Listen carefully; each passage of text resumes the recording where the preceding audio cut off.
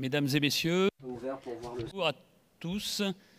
Bienvenue pour cette deuxième journée des rencontres stratégiques de la Méditerranée. Aujourd'hui, nous allons recevoir un habitué des rencontres stratégiques de la Méditerranée, un habitué des RSMed, puisque l'amiral Vandier est venu ici lors de la première session. C'était la première session. Bonjour amiral, bonjour Pierre. Il y a 4 ans. Aujourd'hui, il est commandant suprême de l'OTAN pour la transformation. Ça s'appelle SACTI. L'OTAN a 2 commandements suprêmes. Un pour les opérations, qui est basé à Mons, en Europe, et qui est toujours tenu par un Américain, un officier général américain. Et un pour la transformation. En 3 mots, je vais vous expliquer, en 4 mots, je vais vous expliquer de quoi il s'agit, qui est à Norfolk, aux États-Unis, et qui est toujours tenu par un officier général français. Et l'amiral Vandier est donc ce commandant suprême pour la transformation SACTI. C'est l'expression au sein de l'OTAN. Donc ses responsabilités, vous l'avez compris, c'est la transformation de l'Alliance, c'est s'adapter aux menaces nouvelles et futures, sujet qui a déjà été abordé par les chefs d'état-major, les 3 chefs d'état-major d'armée hier soir. C'est développer des capacités nouvelles pour les armées de l'OTAN. C'est de la coordination entre les pays, entre les agences, avec les industriels, etc., pour pouvoir améliorer encore ces capacités. Et bien sûr, avec en permanence une obsession sur l'innovation, la digitalisation, la numérisation. Voilà, vous avez compris le cadre, mais maintenant, mieux vaut le pape que ses adjoints pour parler de ce genre de choses. Pierre, amiral, la parole est à toi. Et vous, les questions sont sur Slido, que l'amiral recevra directement, il vous répondra sans interface. Donc vous pouvez commencer à poser vos questions, enfin au fil de son intervention. The floor is yours. Merci Pascal. Voilà, je vous parle depuis Bruxelles, où c'est mon 4e déplacement en Europe depuis la fin de l'été. J'en ai fait 17 l'année dernière, 17 fois au-dessus de l'Atlantique pour gérer mes affaires. Donc je suis un millionnaire en miles. J'ai passé le million de miles en septembre. Voilà, juste pour revenir sur mon job, hein. Donc en une seule phrase en anglais, c'est From Foresight to Warfight. C'est-à-dire que pour être une alliance qui fonctionne, il faut quelqu'un qui s'occupe de l'avenir stratégique. Et donc, on a tout un travail chez nous où on donne un avis militaire sur le futur stratégique de l'Alliance. Et on voit à quel point c'est important aujourd'hui dans un monde qui est en très forte, très forte accélération. Et le but, c'est de traduire tout ça dans ce qu'on appelle le warfight, c'est-à-dire la façon dont on combat. Donc c'est finalement l'agrégation des doctrines, des concepts et de l'interopérabilité. Et donc tout ça se décline ensuite dans l'entraînement. J'ai la responsabilité de l'entraînement de l'OTAN. Donc j'ai 4 centres qui sont dédiés à ça en Europe, un à Stavanger en Norvège, j'ai un centre de leçons Lessons Learned au Portugal, et puis ensuite j'ai 2 centres en Pologne qui entraînent au niveau opératif, et puis j'ai le centre qui s'occupe du retour d'expérience de l'Ukraine, JATEC. Voilà, alors en guise d'introduction, moi ce qui me frappe depuis que j'ai pris mes fonctions, c'est l'accélération continue du caractère instable et chaotique du monde dans lequel on est. Quand j'étais au cabinet de Florence Parly, ça m'avait déjà frappé, mais en fait, il n'y a pas une semaine qui se passe sans qu'on soit encore surpris de la désagrégation des affaires. Je pense que tout le monde a retenu son souffle quand on a eu des échanges assez violents entre Israël et l'Iran, quand les Américains ont bombardé les sites nucléaires iraniens. Il y a 4-5 ans, on ne pensait pas que ça serait comme ça. On a également des véritables tsunamis médiatiques qui sont emportés par la dynamique, je pense qu'on ne contrôle pas très bien, si ce n'est les grands barons du numérique, des réseaux sociaux, avec une opinion politique dans nos démocraties qui est maintenant complètement fragmentée. On le voit en France sur le plan politique, avec des systèmes d'autoradicalisation. C'est-à-dire que cette dynamique de l'information fait que les groupes s'auto-radicalisent dans leurs propres opinions, et on a de plus en plus de mal à avoir une vision holistique et à rassembler les gens autour de sujets communs.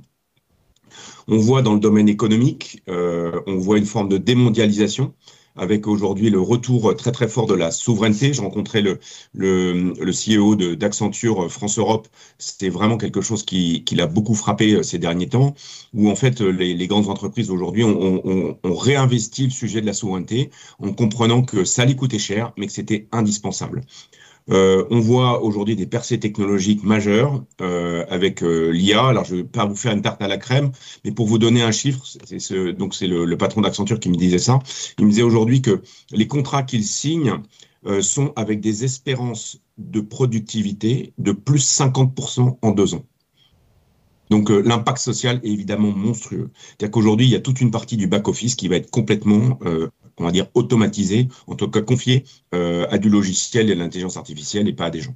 Et puis sur le plan géopolitique, je ne vous fais pas la copie complète, on n'a pas forcément le temps, mais on voit aujourd'hui ce fractionnement et puis ce retour à la rivalité stratégique. Donc pour résumer en introduction, on est dans un moment assez hobbesien, référence à Hobbes, la guerre de tous contre tous, où finalement il y a de moins en moins de garanties que tout ce qu'on avait bâti fonctionne. Et donc évidemment pour une alliance comme l'OTAN, avec 32 pays, c'est un moment extrêmement fort et un moment un peu darwinien, c'est-à-dire que ceux qui vont survivre, c'est ceux qui s'adaptent. Et c'est pour ça que le commandement ACT a repris, je pense, une importance plus grande qu'il n'avait au départ, et je pense que l'intuition des créateurs était bonne, mais aujourd'hui, on voit bien que nous sommes au centre d'énormément de problèmes, et on est, pour les Européens, je pense que c'est un moment de crise d'adaptation. On a construit un monde qui se voulait assez stable, assez prédictif, et là, on est pris à revers. Alors, on a souvent, je cite ces 3 prophéties qui ont été notre cathédrale politique. On a la prophétie de l'économie libérale qui produit de la démocratie. On a tenté de l'imposer à la Chine et on a bien vu que ça ne marchait pas. Et aujourd'hui, on peut faire de l'économie libérale sans être une démocratie. On a pensé que la dépendance économique ou l'interdépendance économique était facteur de paix. C'est la grande histoire du gaz avec les Russes. On a vu ce que ça donnait. Et puis, on a pensé assez longtemps, et finalement, le virage est assez récent, que le désarmement permettait d'éviter la guerre. Et ça, c'est la grande prophétie pacifiste. Et on voit aujourd'hui que d'abord, le monde réarme, c'est une donnée. Et puis, on a pu avoir quelques exemples tragiques, notamment en Afrique, que même sans des armes, on est capable de tuer des millions de personnes. Le Rwanda est un bon exemple. Donc, aujourd'hui, cette cathédrale politique aujourd'hui est très fragilisée et on se retrouve face à l'urgence du temps. Alors, pour venir dans le sujet, vous savez qu'au sommet de la Haye, donc les 32 pays ont accepté d'annoncer 3,5% de leur produit intérieur brut pour la défense, allant jusqu'à 5% en y ajoutant un 1,5 dont on ne sait pas très bien de quoi il est fait, qui serait fait de résilience de la nation, etc. Pour aujourd'hui, je n'ai pas vu un seul papier qui parle de ce qu'il y a dans les 1,5. Trois idées sur ce réarmement européen. La première chose, c'est le retour du facteur temps. On a été habitué dans les 30 dernières années à avoir des investissements de long terme et finalement la principale variable pour pouvoir traiter la décroissance de nos budgets, c'était le temps. On pouvait se permettre de décaler les programmes. Pour la marine française, par exemple, on se souvient que les FREMM, au départ, le lancement des FREMM, c'était les années 2000. On devait avoir 18 bateaux à la fin de la décennie 2010 et on finit par avoir la dernière FREMM en 2023 et on en a simplement eu la moitié. Voilà, donc ça, c'était la grande dynamique de on a du temps, on peut faire des choses compliquées, mais on en a moins, c'est pas grave, et de toute façon, les enjeux sont pas si importants. On a aujourd'hui, on est face à devoir reconduire des investissements de long terme pour préparer cet avenir, avec beaucoup plus de choses à faire que ce qu'on imaginait, et surtout le faire sous pression du temps. Et puis de l'autre côté, on a aujourd'hui un impératif majeur de réactivité à court terme, où le nombre de sujets qu'il faut qu'on traite ne permet plus de les traiter selon des processus très, très marketés, avec des comités, avec du temps passé à scruter le moins de détails et surtout à ne pas prendre de risques.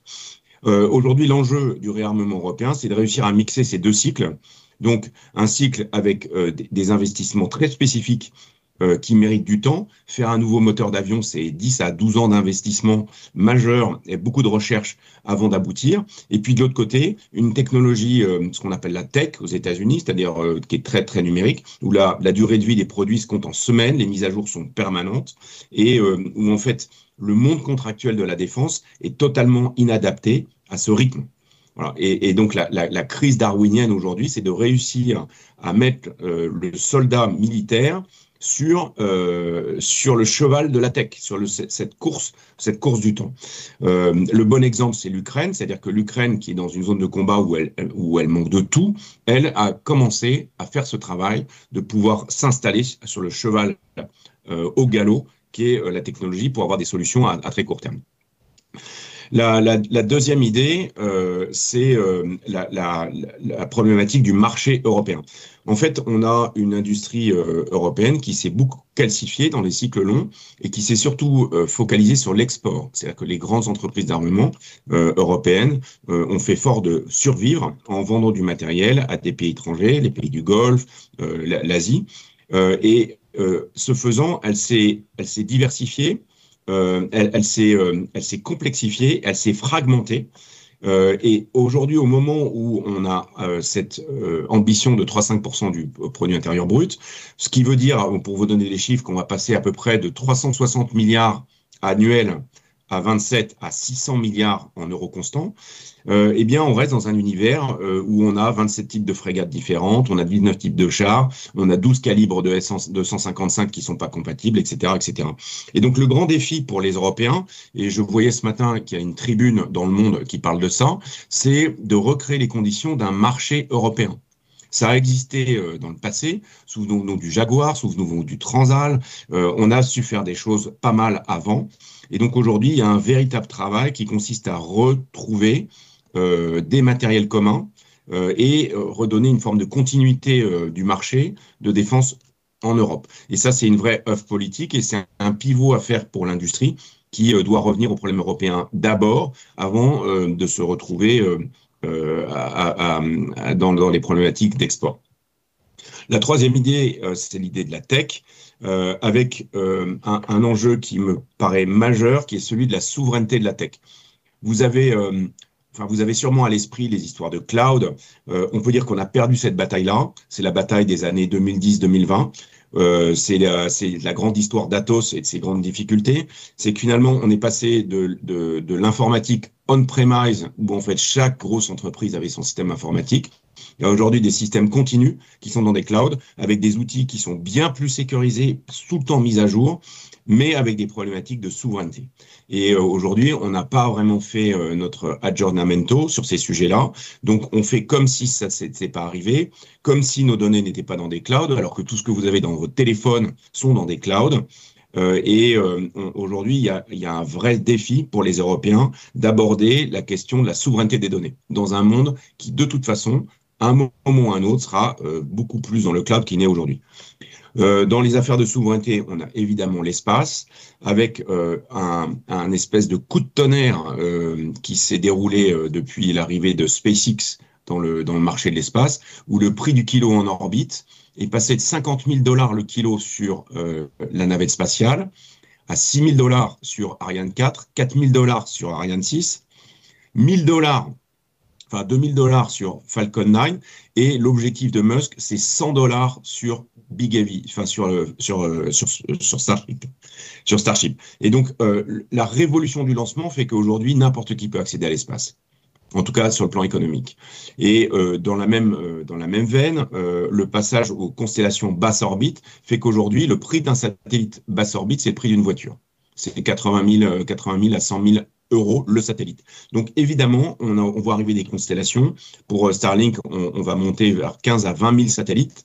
Nous avons par exemple, nous à l'OTAN, un marché avec une boîte qui fait de l'observation spatiale continue.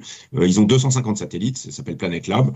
C'est des exemples de ce qu'on peut trouver aujourd'hui sur le marché avec des coûts qui défient toute concurrence par rapport à nos gros objets qu'on a mis en orbite géostationnaire ou en orbite moyenne.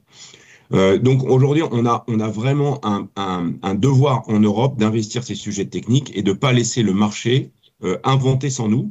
et surtout de piloter notre souveraineté dedans. C'est-à-dire qu'au lieu de pleurer, il faut vraiment être dans le match et s'inviter dans les sujets en disant, compte tenu de notre technologie, de notre industrie, on a notre place dans cette affaire-là.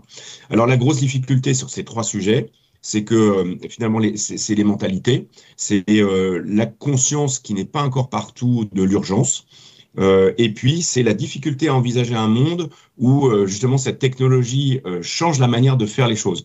Je prends souvent une image dans mes conférences à droite ou à gauche. Imaginez en 1914, on demande à un état-major ce dont il a besoin en plus.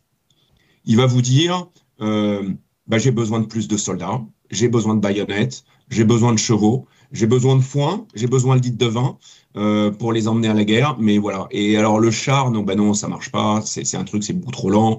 Il faut de l'essence, j'en ai pas. Ça n'a pas été prouvé en entraînement. Donc voilà. Et donc on voit qu'en 1914, toutes les innovations qui existaient et qui se sont révélées au cours de la guerre, finalement, elles ont, comme on dit à l'OTAN, eu du pushback. C'est-à-dire qu'elles sont arrivées dans l'état-major. Elles ont dit non, c'est pas mûr, on n'en veut pas. Donc l'avion de chasse, souvenez-vous, Maréchal Foch qui dit c'est un jouet pour enfants. Le sous-marin n'existait pas et la guerre du sous-marin était illégale. Et donc, on n'a pas su, à l'époque, en 1914, faire ce virage technologique d'incorporer tout de suite ce que nous permettait de faire l'innovation. Aujourd'hui, on est un peu dans cette dynamique avec finalement une innovation qui est très marginale. Ça représente grosso modo entre 1 et 2% des budgets dans les armées, cette innovation, et le chemin de l'adoption est extrêmement difficile. On a en permanence, et donc moi dans mon rôle d'ACT, je suis en permanence confronté à des gens, vous savez, ça me fait penser au dessin du capitaine Haddock sur le mur dans la BD le trésor de Rackham le Rouge, quand Trifon arrive avec son sous-marin pour aller chercher le trésor et où le capitaine Haddock écrit votre projet ne nous intéresse pas. Voilà, ça c'est à peu près mon quotidien quand je propose des solutions innovantes à mon système otanien. Alors que faire? D'abord, remettre le facteur temps au centre. Et ça, je crois que c'est extrêmement important si on veut pouvoir, on va dire, modifier notre culture managériale. Ça veut dire remettre le temps au centre, c'est-à-dire revoir la balance des risques. En fait, aujourd'hui, le risque de ne rien faire ou d'être en retard est supérieur au risque de se planter. Et si vous voulez, je reprends l'exemple de Musk. C'est-à-dire que Musk, pour faire progresser son business spatial, met son système au-delà de la limite. Il accepte de perdre une fusée pour comprendre où est la limite. Donc lui, au lieu de faire de l'incrémental sûr, il fait de l'incrémental par le risque. Et c'est comme ça qu'il a cassé le marché.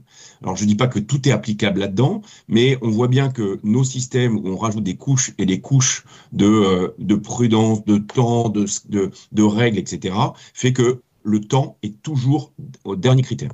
Or, aujourd'hui, l'urgence commande de remettre des choses où on délivre à l'heure. Tant pis si c'est imparfait. Quand vous discutez avec des gens qui font des applis sur Internet, ils vous disent la mettre en service, c'est la première chose, même si elle n'est pas parfaite. Et de toute façon, on fera des mises à jour. Et donc, on préfère commencer à investir dans le marché que se le faire siffler par quelqu'un d'autre. La deuxième idée, c'est, donc j'en ai un peu parlé juste avant, c'est d'investir de manière très volontariste les zones de souveraineté future. Et ça, je crois que c'est extrêmement important d'avoir une stratégie collective européenne sur le sujet. On le voit dans les 3 grands sujets que sont la maîtrise des données et de leur emploi. C'est le sujet de la robotique, où il faut qu'on ait des standards qui soient maîtrisés, parce que derrière la robotique, en fait, il y a le logiciel, et derrière le logiciel, il y a la donnée. Vous savez que dans une Tesla, aujourd'hui, vous avez simplement 2 fois moins de lignes de code que dans un F-35. Il y a 30 millions de lignes de code dans un F-35, eh bien, il y en a 12 à 15 dans une Tesla.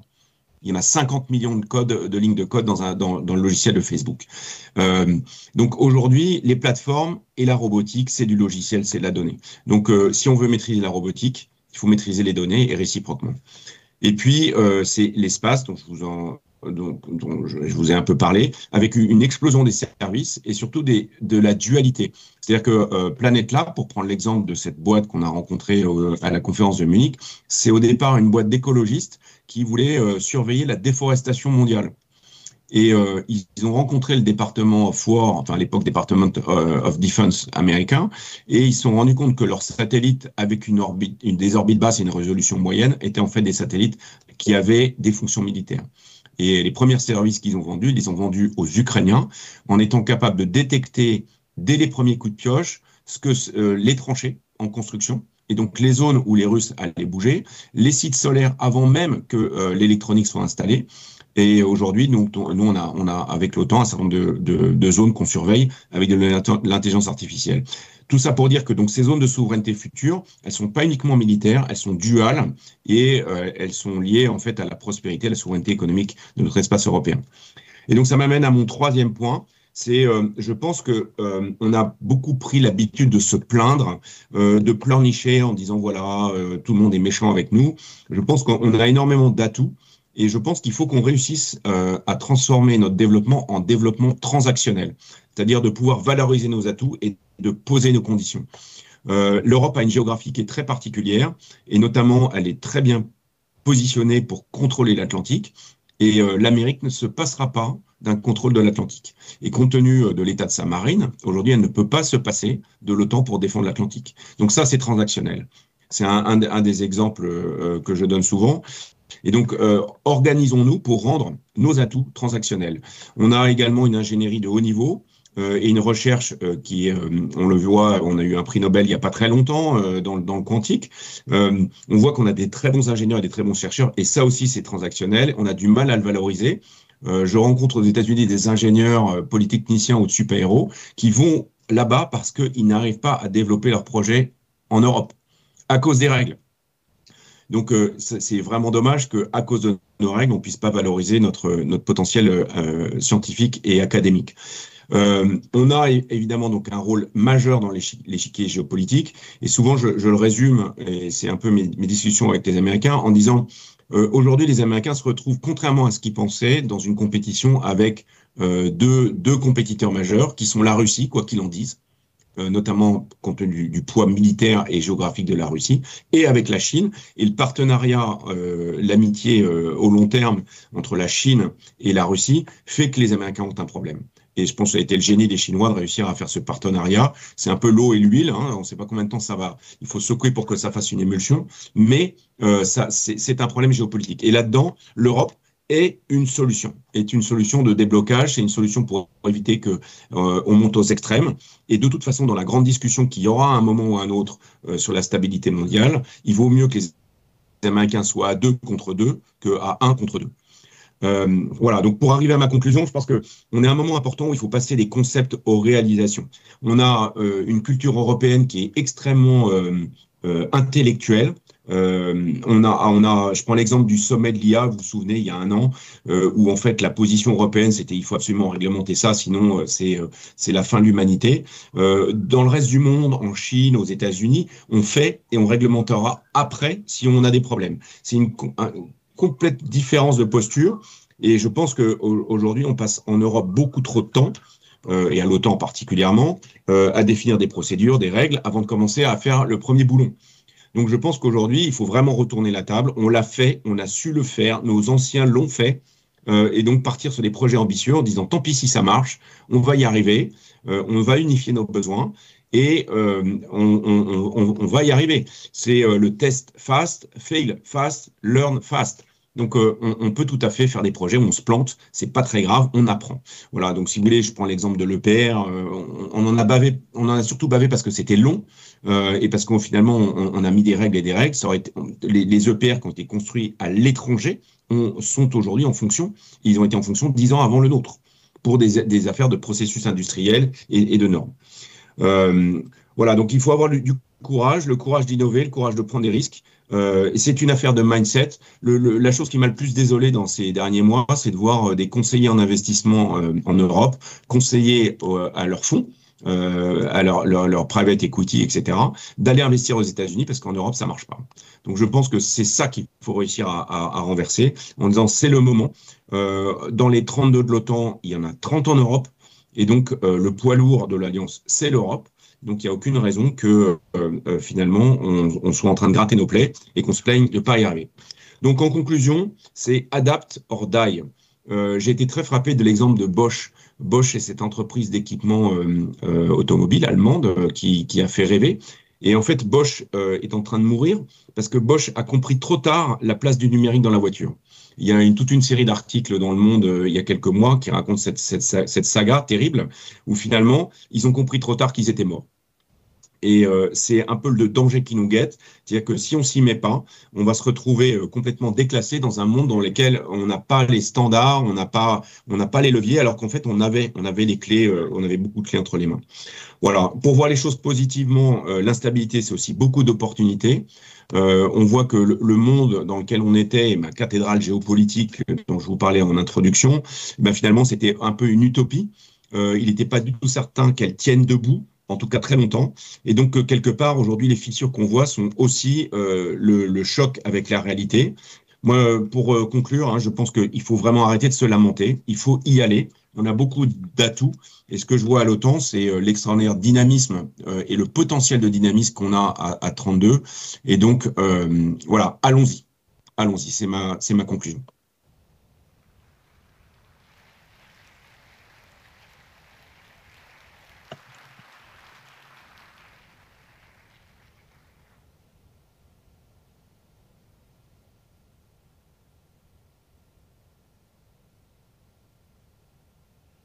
Voilà, je ne sais pas s'il est prévu qu'il y ait des questions. J'ai à peu près un quart d'heure pour des questions.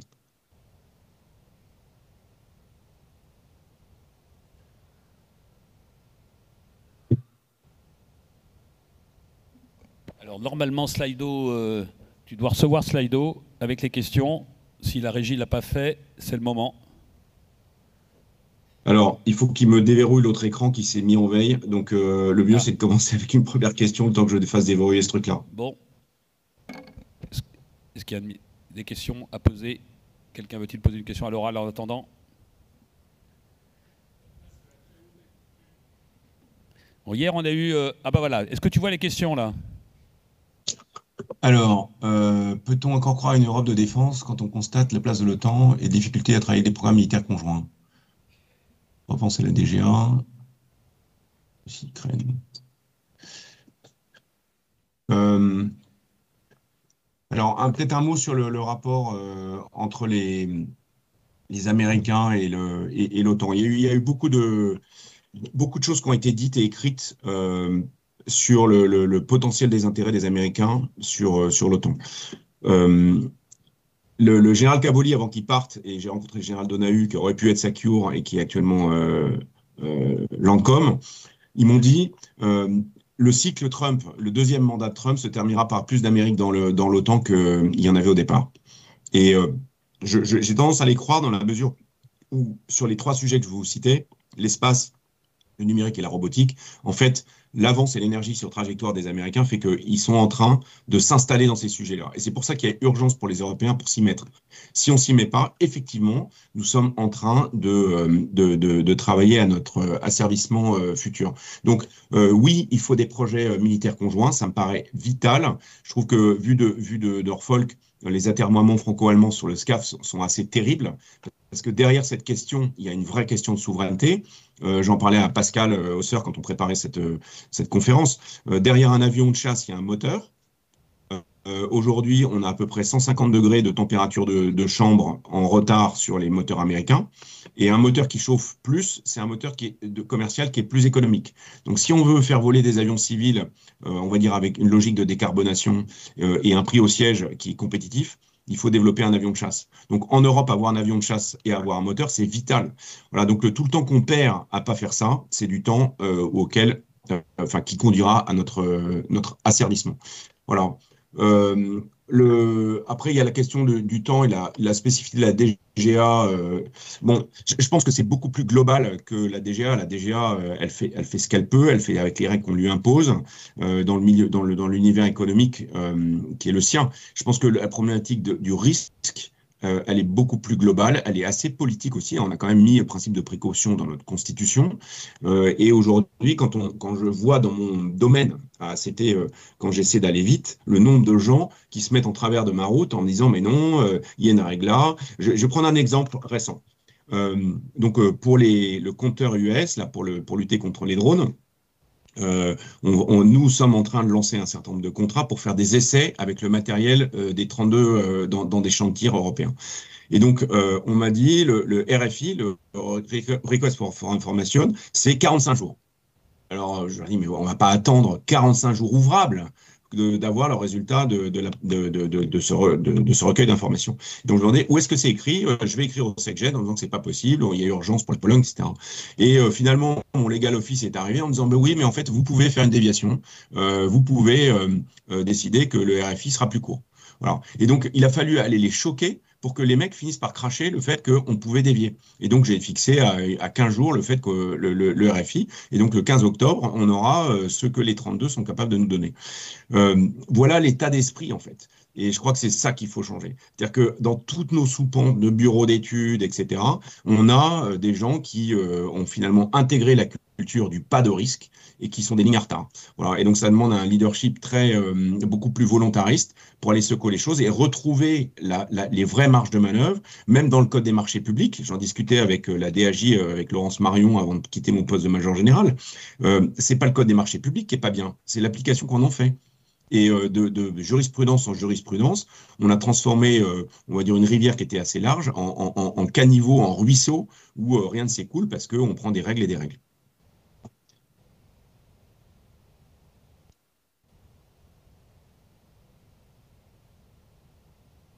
Alors, je continue les discussions.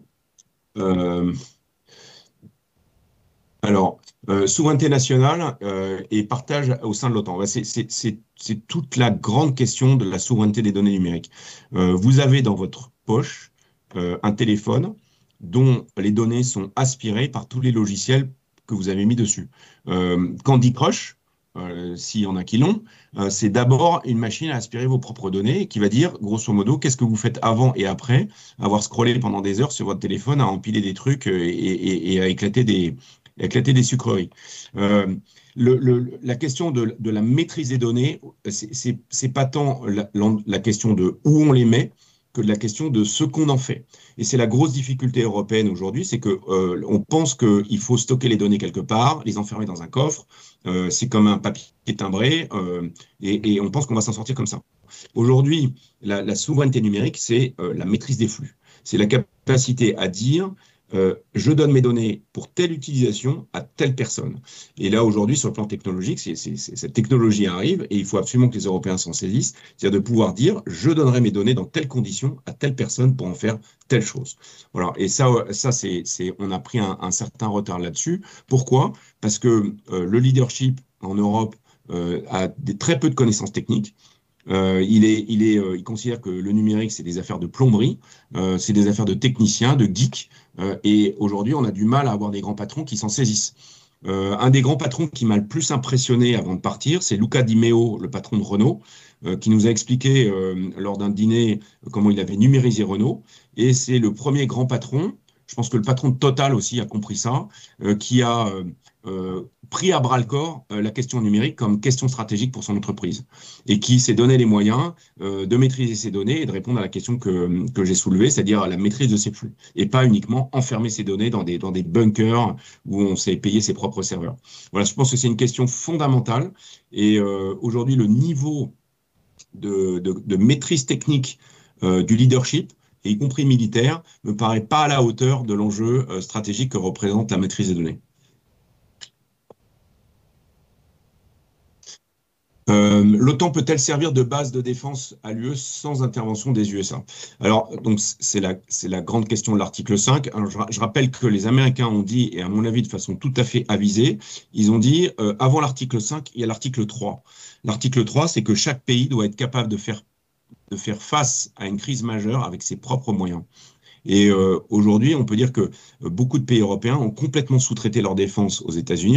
De toute façon, la cavalerie sera là, donc ce n'est pas important d'investir.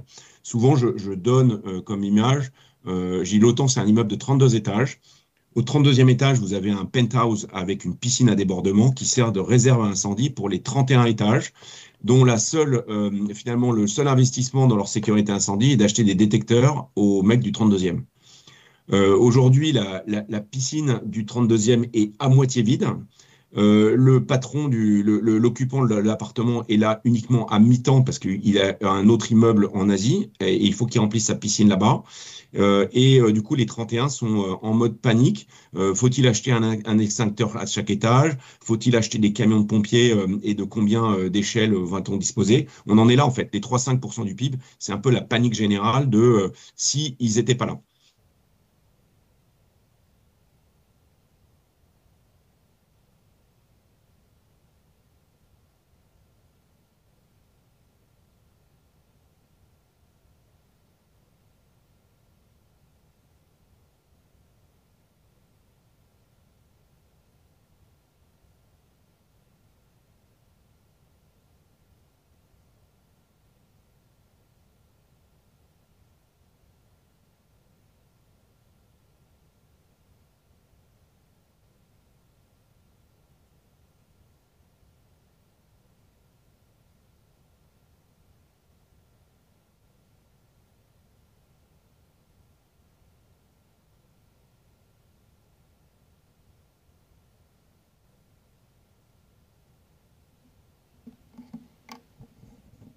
On va voir si on peut récupérer la liaison, mais de toute façon, le timing est à peu près celui qu'on avait prévu.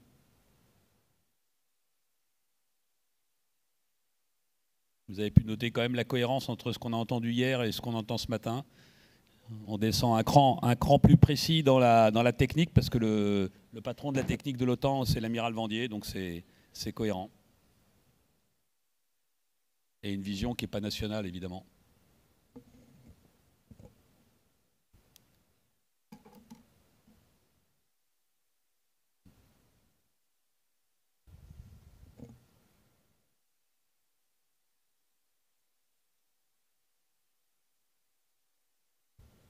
Est-ce que la régie peut me faire un signe pour me dire si on a une chance de récupérer l'amiral ou pas?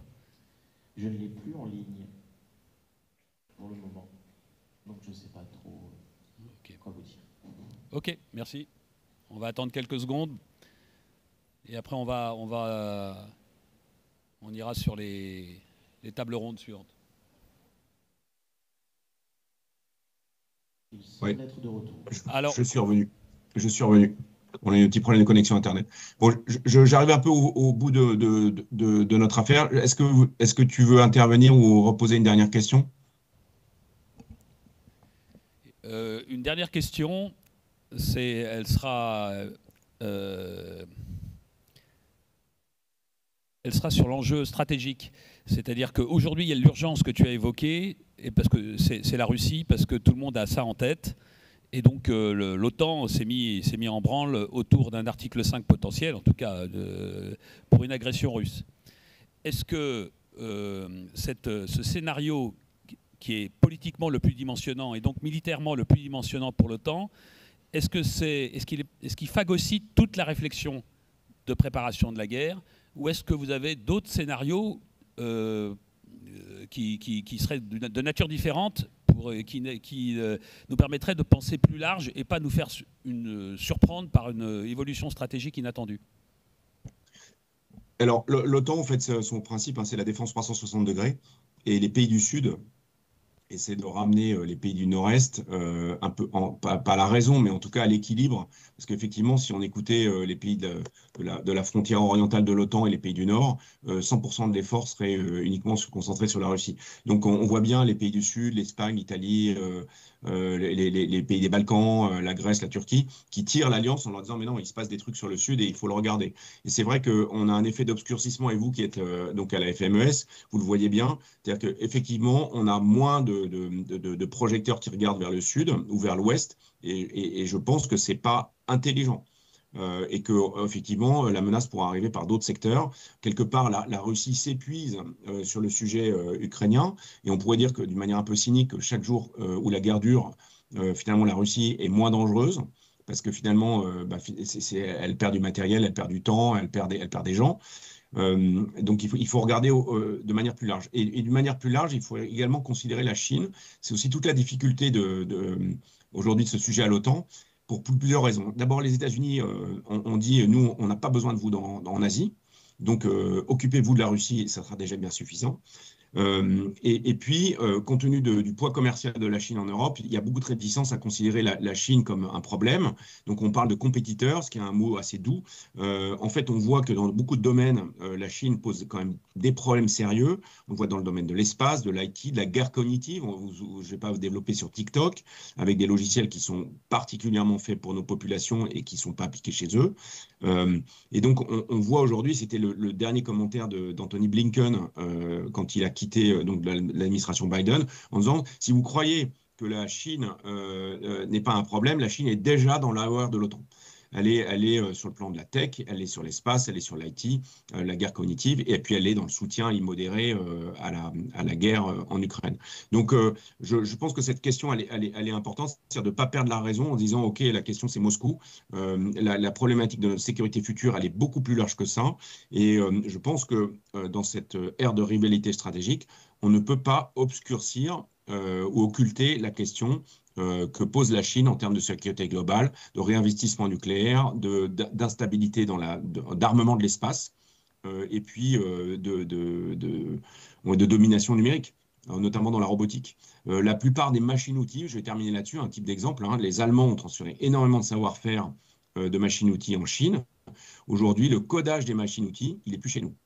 Donc, les pièces qu'on peut faire, la complexité, on a quasiment une partie qui est partie de l'autre côté de la planète. Et aujourd'hui, il va falloir la récupérer parce que sinon, ça va poser des grands problèmes. Donc, voilà. Donc, autant 360, oui, bien sûr. Voilà. Merci, Pascal. Je vais reprendre mon avion pour rentrer à Norfolk ce soir. Et j'ai été très heureux de pouvoir être là et très triste de ne pas y être physiquement parce que ça m'a fait beaucoup plaisir de pouvoir vous rencontrer. Merci, Pierre. Merci de ta clarté.